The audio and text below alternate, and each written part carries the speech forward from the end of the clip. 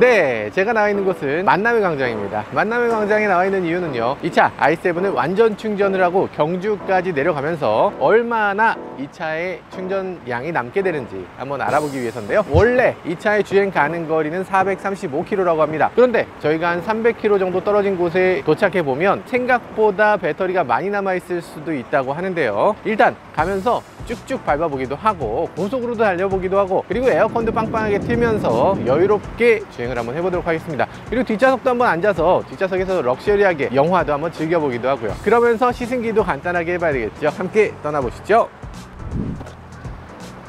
좋구만. 100% 다 충전됐고요. 주행 가능 거리는 395km로 떠 있습니다. 이건 여기까지 올 때 이영빈 작가가 팍팍 밟았기 때문에 이렇게 내려온 것 같아요. 430km는 충분히 갈 수 있을 거고 그 이상 갈 수 있을 걸로 예상됩니다. 좋구만. 훌륭하다 훌륭하다. 자, 그럼 출발하죠. 우리한테 왜 이런 일이 생기는지 모르겠어요. 갑자기 힐튼 호텔에서 광고를 찍어달래. 우리가 언제 힐튼 호텔을 가? 숙박권, 그리고 뭐가 있는 거예요? 저녁 식사 뷔페. 와. 자, 아무튼 지금 우리 즐거운 한때를 보내기 위해서 경주로 갑니다. 저 포함 5명이 떠나는데요, 나머지 5명들은 좀 사무실에서 빡세게 일하고 있고 우리만 즐겁게 여행을 가보려고 해요. 여행을 떠날 때도 i7이 제격이지 않나. i7만한 여행 장비가 없는 것 같아요. 여행 가려면 무슨 뭐 SUV를 타야 돼요, 뭐 어쩌고저쩌고 얘기 있잖아요. 그러니까 SUV 좋은 거 알겠어, 좋은 거 알겠는데 편안하게 좋은 게 아니라 짐차로 쓸 때 좋다는 거죠. 그 안에 짐을 막 때려놓고 갈 수 있다. 여행지까지 열심히 갔는데 가서 그냥 피곤해서 기진맥진해서 아이고 나 죽겠다 이러면 그때부터 여행이 아니죠. 가족들만 놀고 아빠는 그냥 또 운전하고 올라가야 돼. 아이고 힘들어 이러면서 또 가는 거죠. 그렇기 때문에 여행의 최고의 자동차는 역시나 세단 아닌가, 이런 생각이 듭니다. 특히 i7은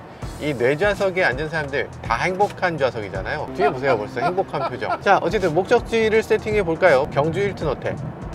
5성급 호텔. 와, 지금 제가 가고 있는 차로는 몇 차로입니까? 몇 차로로 가야 됩니까? 지금 2차로로 가고 2차로로 가죠. 2차로로 저렇게 가면 안 된다는 거죠. 2차로로 가다가 이렇게 추월할 때 한 번씩 1차로를 들어가 주는 거예요. 들어가서 추월을 하고 나면 이제 나 돌아왔다 하고서 다시 돌아가야 됩니다. 이게 맞는 운전 방법이죠. 이거를 좀 지켜주셨으면 좋겠어요. 왔다리 갔다리가 나쁘다고 생각하시는 분들 많은데, 추월하고 돌아오는 거는 지극히 정상적이고 그게 훨씬 안전한 운전 방법입니다. 다들 이렇게 운전하시길 바라겠어요. 그런데 한 가지, 돌아가지 못하는 상황도 있습니다. 지금같이 이런 실선 환경이 되면 여기선 돌아갈 수 없는 거예요. 이 점선이 됐을 때 다시 돌아가시면 된다라는 거고요. 이 BMW의 특징 뭘까요? 당연히 첨단 기능들이죠. 버튼을 누르면 알아서 어시스트 드라이브 모드가 활성화됩니다. 그럼 손을 떼면 사실 안 되죠. 바로 딱 알죠? 그럼 이렇게 손을 잡으면 됩니다. 손끝으로 이렇게 잡으면 알아서 인식을 하죠. BMW는 이렇게 하기 시작한 지 10년 됐어요. 현대는 지금 막 시작했죠. 이런 정도는 해줘야죠.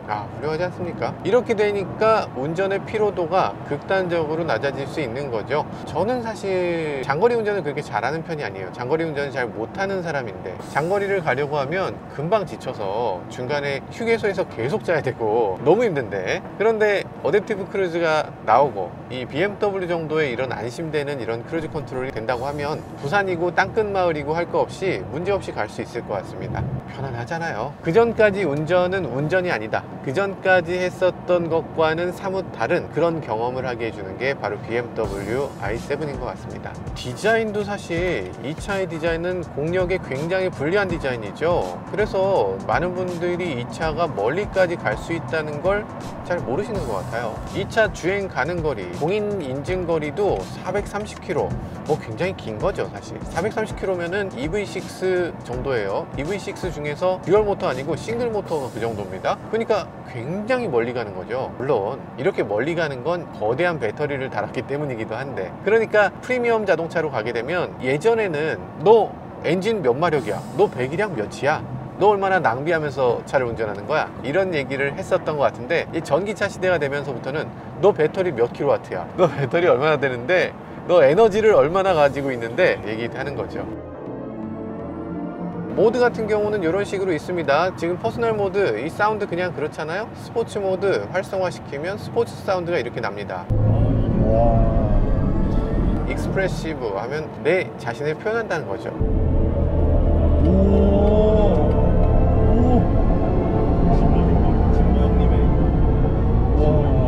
가속할 때, 감속할 때 이런 사운드를 내주죠. 우아한 가속을 해줍니다. 가속이라는 게 막 우왕 짜자다다다다 부당 부당 부당 이런 소리가 아니라 정말 우아하게 쭈아 계속 듣고 싶어지는 소리가 나요. 완전히 개념을 깨트린 그런 사운드가 아닌가 하는 생각이 듭니다. 사실 잘 들어보면 악기 소리예요. 바이올린 소리 같은 거죠. 쭉 쓰면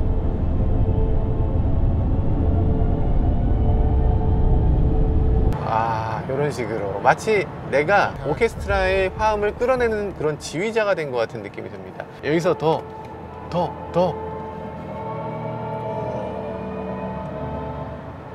이런 느낌 대단하지 않습니까? 뒷좌석에 있는 사람들을 위해서 시어터 모드를 한번 켜줄까요?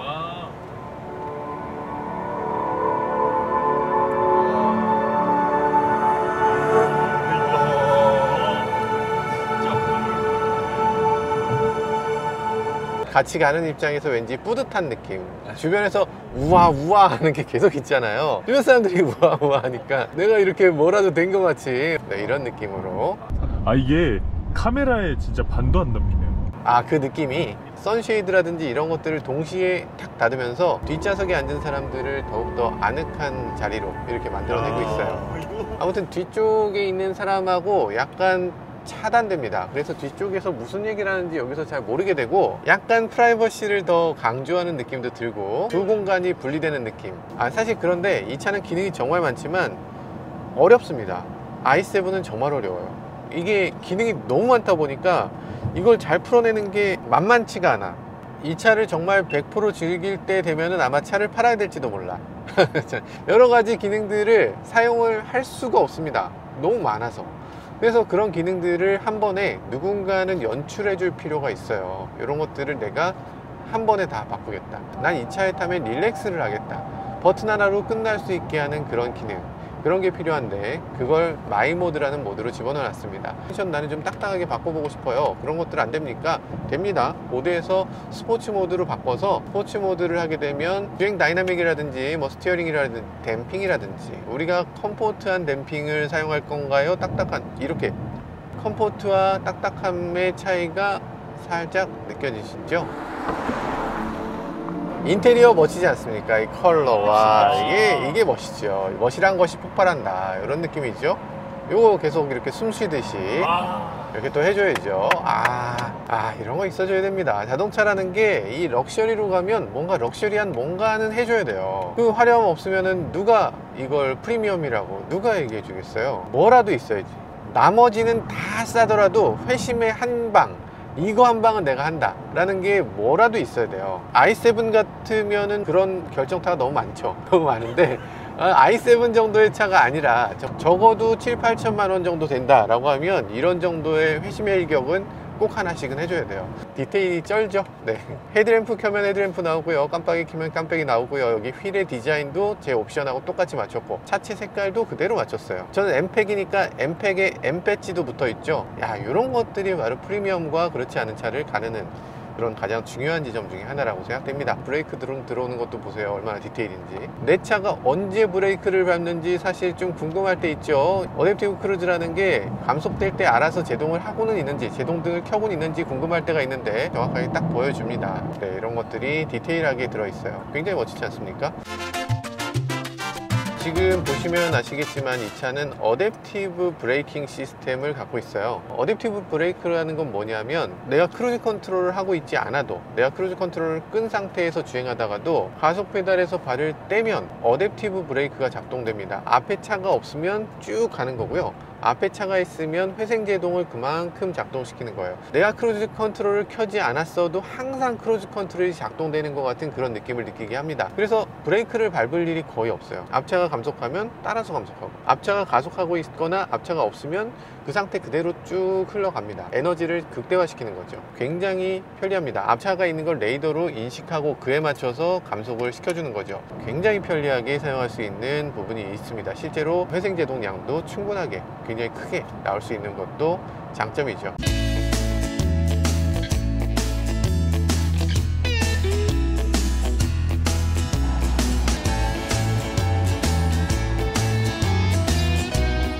네, 한 절반 왔죠?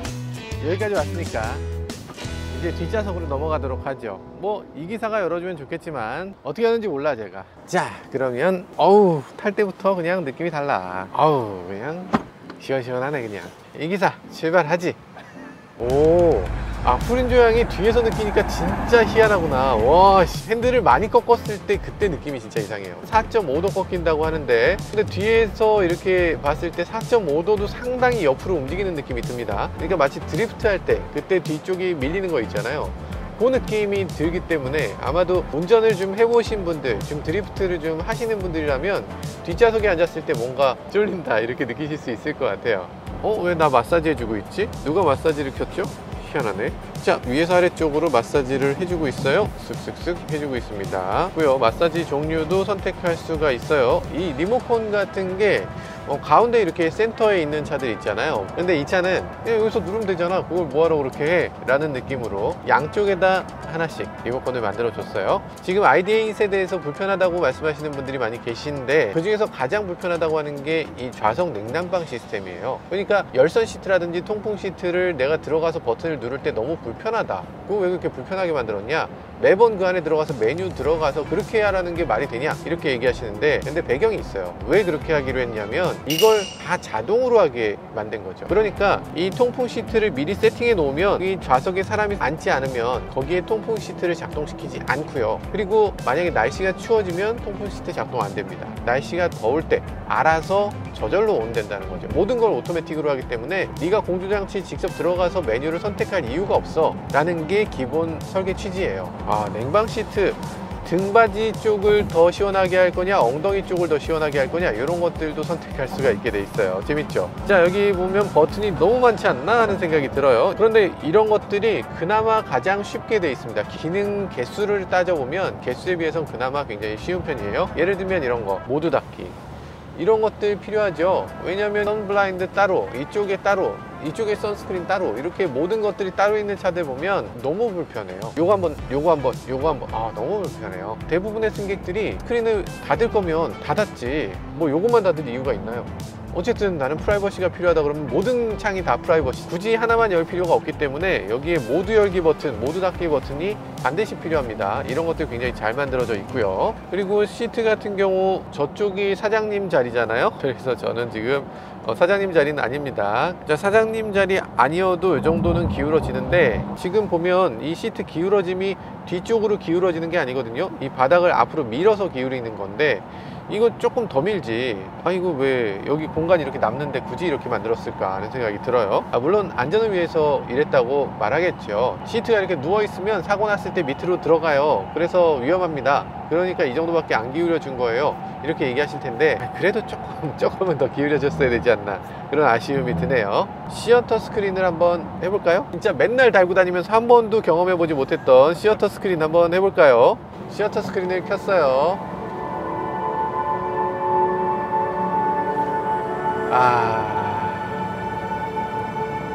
디스플레이의 각도를 이런 식으로 조절할 수 있어요. 이렇게 좀 더 세운다거나 이렇게 좀 더 눕힌다거나, 아니면 이거 멀어서 잘 안 보이는구만 하면 좀 앞으로 이렇게 당길 수도 있습니다. 이렇게 당길 수도 있고요. 여기 보면 전 세계의 언어들이 있는데 뭐야, 지금 한국말이 없어. 한국말이 없어요.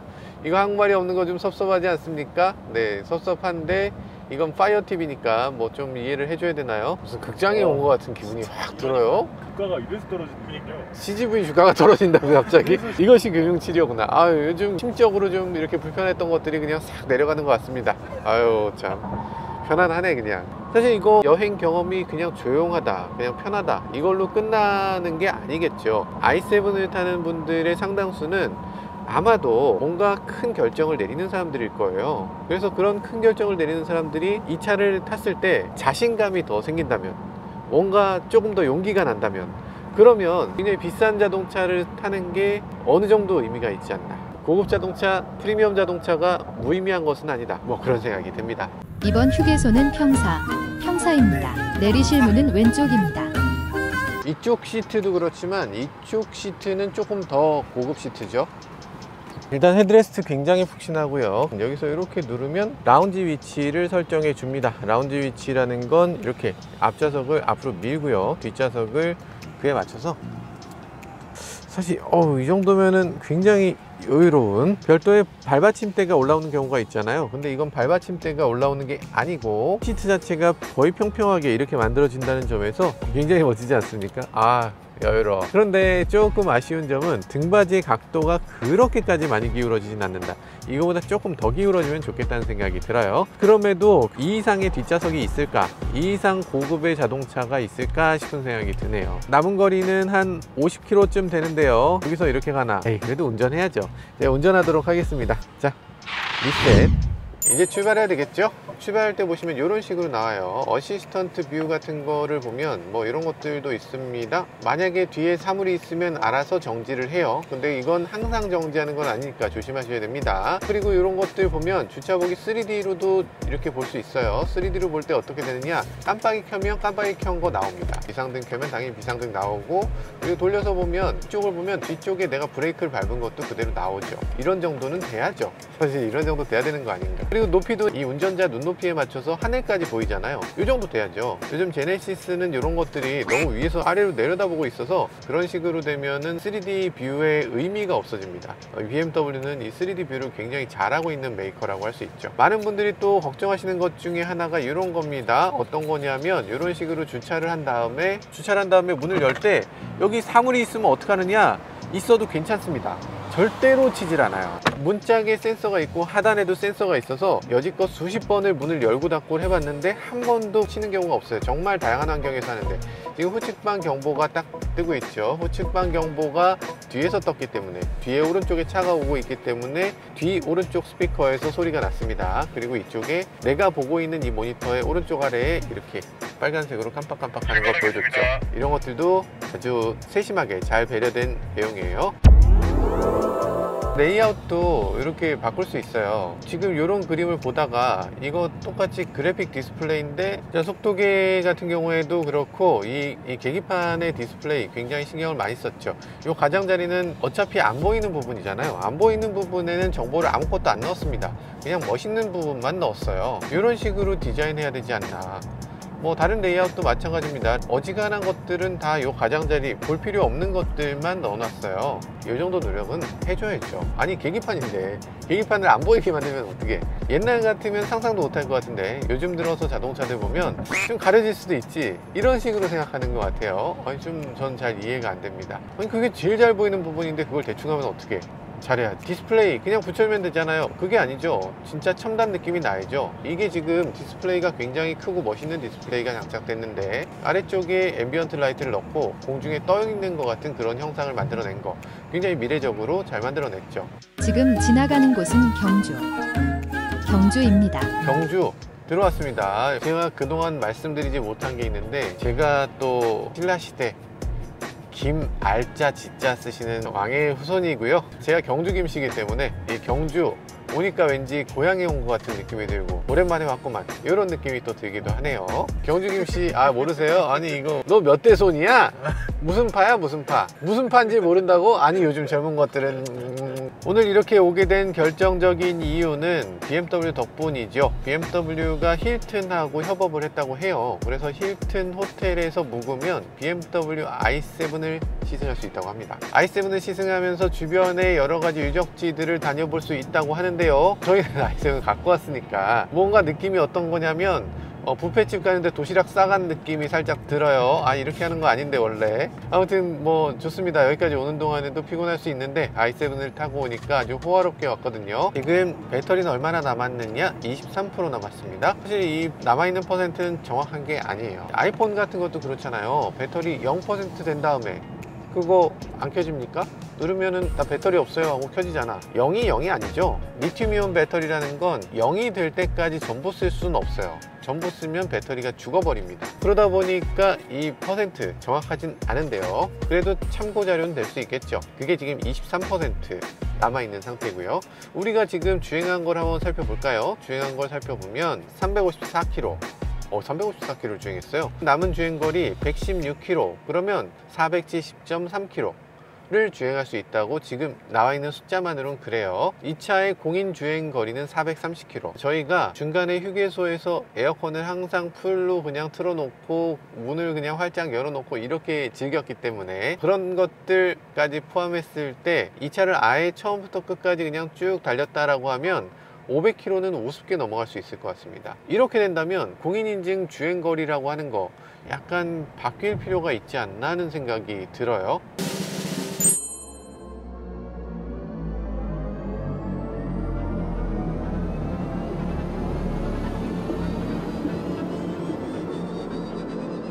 우와, 진짜 이렇게 해놨어? 대박 사건. 이야, 놀랐습니다. 깜짝 놀랐습니다. 이게 경주니까 이렇게 해놨구나. 스타벅스가 인사동에 있는 한글로 써놓듯이 경주에는 BMW 충전소도 이렇게 해놓는군요. 여기 보면 지금 배터리 얼마나 남았냐? 21% 남았습니다. 주행 가능 거리 111km 주행 가능하다고 써 있고요. 그래서 최종적으로 봤을 때 이 차는 주행 시작 후 5시간, 충전 후 362km를 왔고 110km가 남았으니까 472km를 주행 가능하다 이렇게 되어 있고요. 정확한 건 이 차가 멈출 때까지 가봐야 정확하게 나옵니다. 그리고 완속 충전을 계속해야 또 정확하게 나오고요. 자, 이 차 충전을 한번 해볼 건데요. 472km라고 하면 기대보다 훨씬 멀리 가는 거죠. 원래 이 차는 430km를 갈 수 있는 차라고 공인 인증돼 있는데 저희는 지금 여기에 4명이 몇 킬로세요? 90? 100? 진짜? 아, 아니지. 90? 아니 진짜? 지금 저희 PD님들이 어마어마한 분들이 100km 이런 사람들이 막 타고 왔어요. 자, 그런 분들이 4분이나 타고 오셨고요. 그리고 또 중간에 차를 세워놓고 막 에어컨 즐기고 이러고 온 거. 그리고 저희가 트렁크도 가득 채웠거든요. 뭐 트렁크에 뭐 대단한 물건이 실린 건 아니지만 그래도 이런 정도 실려 있어요. 거의 뭐 3.1톤이 왔다고 봐야죠.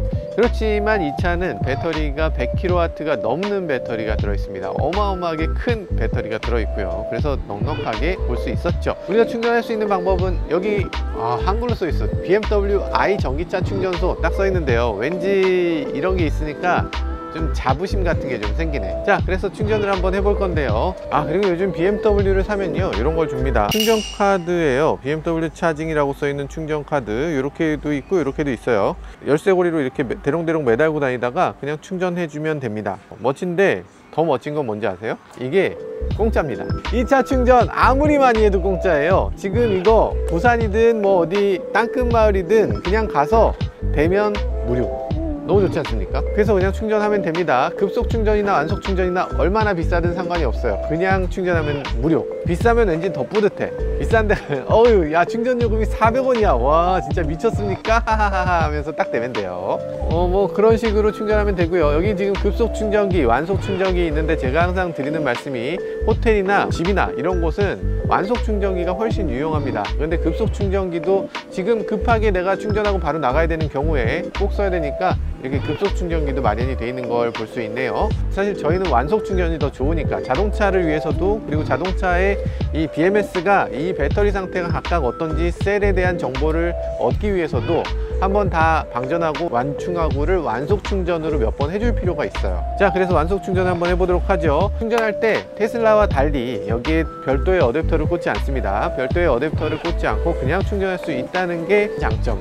이렇게 충전을 하도록 하죠. 그냥 꽂고 아마 차지비가 함께 하고 있는 것 같은데 뭐 충전 잘 되는 카드를 잘 골라줬습니다. 충전 요금이 239원이라고 되어 있네요. 1회 최대 720분 사용 가능합니다. 12시간이라고 하면 되지 무슨 720분이래. 어쨌든 1년 동안 무료라는 거. 와, 이거 너무 좋은 거 아니야? 너무 좋지 않습니까? 정말 맨날 차를 타고 어디론가 떠나고 싶어져요. 안 가면 조금 손해보는 것 같은 기분. 이 전기차라는 게 사실 그런 면이 있습니다. 자동차를 산다고 해서 내 삶이 바뀌지 않잖아. 그런데 전기차를 사게 되면 뭔가 삶의 방식은 확실히 바뀌는 것 같아요. 평소에 1년에 한 2-번 여행 떠났다 이런 분들 전기차를 구입하고 나면은 뭐 매주 여행을 떠나는 경우도 있습니다. 굉장히 여행도 잦아지고 여러 가지 면에서 평소에 자기 생활하고 다른 삶을 살게 되는 경우가 있는 것 같아요. 그나저나 이거 충전소가 되게 예쁘긴 하네요. 천년고도 경주에 딱 어울리는 그런 전기차 충전소라고 할 수 있죠. 이런 식으로 또 만드는구나. 아니고 이제 들어가서 또 저희 여행 끝이 아니에요? 나 끝난 줄 알았어. 이 안에 또 럭셔리 코스를 저희가 즐겨야 됩니까? 생각보다 전통 있는 호텔처럼 보이는데 들어가서 한번 보도록 하죠. 잠시 경주 힐튼 호텔 이그제큐티브 프리미엄 스위트 룸 투어가 있겠습니다. 뭘 또 그러세요?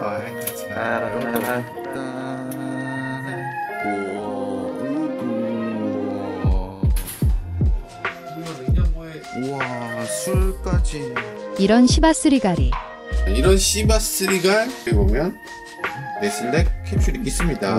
이 캡슐은 우리 사무실에서 쓰는 캡슐이기 때문에 제가 이걸 다 가져가도록 하겠습니다. 우와. 저기 멋있는 차 하나 딱 써있네. 와, 멋있네 여기. 멋있는 차 써있죠. 연병장보다 넓은 듯한 침대. 화장실은 이렇게 생겼어요. 우리 집 안방보다 넓은 화장실까지 갑벽하네요. 여기는 샤워실. 무엇보다 맛집이라고 소문이 나서 한용이는 호텔 뷔페를 방문하였습니다. 일식, 중식, 양식, 한식 그리고 좋은 사람과 좋은 자리를 외치며 와인 한 잔.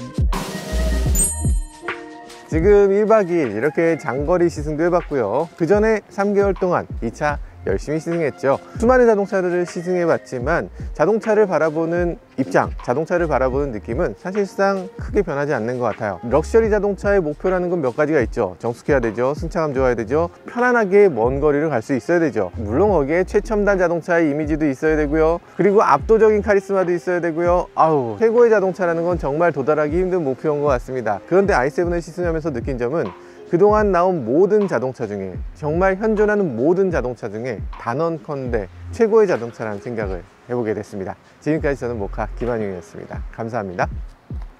지금 지나쳤나? 전기차 충전소를 이렇게 만들어 놓는 것도 신기하죠. 이거 앞으로 나오는 프로그램하고도 관계 있다고 합니다. 여기서 앞으로 시승 프로그램을 운영한다고 해요. 이 i7을 타고서 이 동네를 둘러볼 수 있도록 이 경주 힐튼하고 협업을 해서 여기에 숙박하는 사람들은 이 차를 타고 시승을 하고 여기저기 다녀볼 수 있는 이런 프로그램을 운영한다고 합니다.